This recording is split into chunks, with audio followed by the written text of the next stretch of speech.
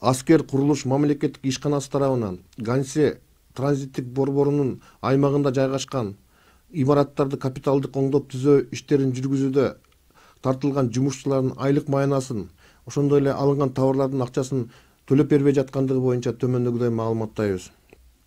Кыргыз Республикасынын коргоо иштери боюнча мамлекеттик комитеттин алдындагы Бишкек турак жай пайдалануу бөлүмү менен Аскер курулуш мамлекеттик ишканасынын ортосунда мурдагы Ганси транзиттик борборунун аймагында жайгашкан имараттарды коронавирус илдетине чалдыккан жарандарга медициналык жардам көрсөтүүгө ылайыктап капиталдык оңдоп түзөө иштерин жүргүзүү үчүн жалпы суммасы 42.980.000 сомдук келишим түзүлгөн.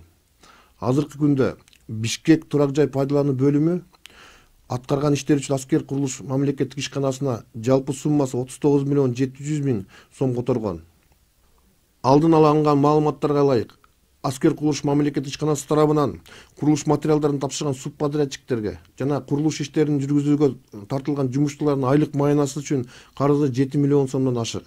Азыркы учурда Аскер прокуратурасы тарабынан бул жаатта текшерүүлөр жүргүзүлүүдө жана мыйзам бузуулар аныкталса тийиштүү прокурорлук чаралар көрүлөт.